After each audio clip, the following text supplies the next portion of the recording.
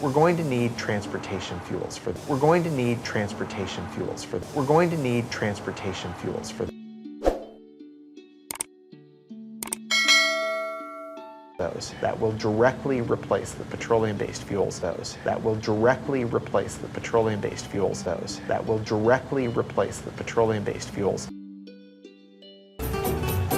Commercial production of ethanol as fuel started in Brazil in 1975.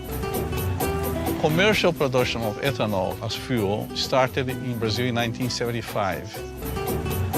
Commercial production of ethanol as fuel started in Brazil in 1975. When we started the ethanol program, nobody talked about reducing emissions. This was not an issue at that time. When we started the ethanol program, nobody talked about reducing emissions. This was not an issue at that time. When we started the ethanol program, nobody talked about reducing emissions. This was not an issue at that time. First, and most important, we didn't have money to buy oil anymore after the first oil shock. First, and most important, we didn't have money to buy oil anymore after the first oil shock. First, and most important, we didn't have money to buy oil anymore after the first oil shock. We were importers of oil. And today, more than 50% of all cars use ethanol instead of gasoline. We were importers of oil. And today, more than 50% of all cars use ethanol instead of gasoline. We were importers of oil. And today, more than 50% of all cars use ethanol instead of gasoline. Brazil made a very conscious choice to try to find a way to reduce their fossil fuel dependence. Brazil made a very conscious choice to try to find a way to reduce their fossil fuel dependence. Brazil made a very conscious choice to try to find a way to reduce their fossil fuel dependence. And they didn't have to look very far because Brazil's climate is ideal for growing sugarcane. And they didn't have to look very far because Brazil's climate is ideal for growing sugarcane. And they didn't have to look very far because Brazil's climate is ideal for growing sugarcane. When you have sugarcane plantation, you have only two things to make: sugar and ethanol. When you have sugarcane plantation, you have only two things to make: sugar and ethanol. When you have sugarcane plantation, you have only two things to make: sugar and ethanol. My family has been in sugarcane business since 1955.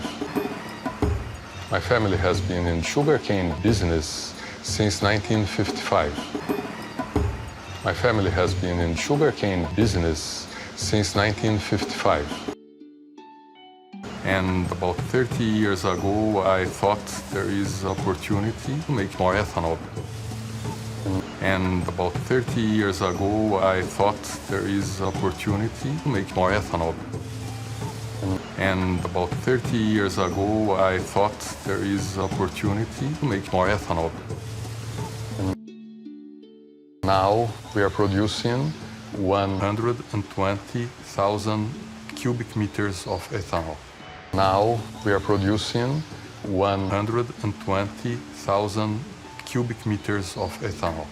Now we are producing 120,000 cubic meters of ethanol.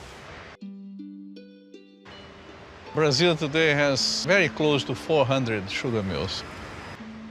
Brazil today has very close to 400 sugar mills. Brazil today has very close to 400 sugar mills. The overall sales is 30 billion US dollars, and this number is increasing. The overall sales is 30 billion US dollars, and this number is increasing. The overall sales is 30 billion US dollars, and this number is increasing.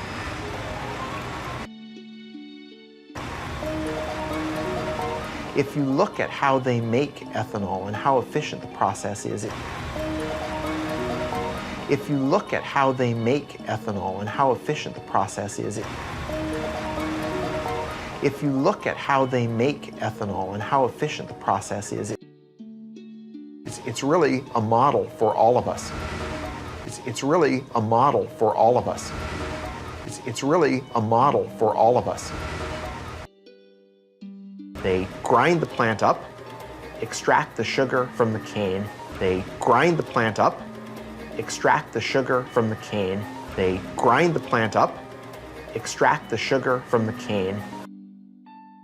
The sugar goes into these large fermentation tanks. The sugar goes into these large fermentation tanks. The sugar goes into these large fermentation tanks, which combines sugars together with yeast that naturally produces ethanol.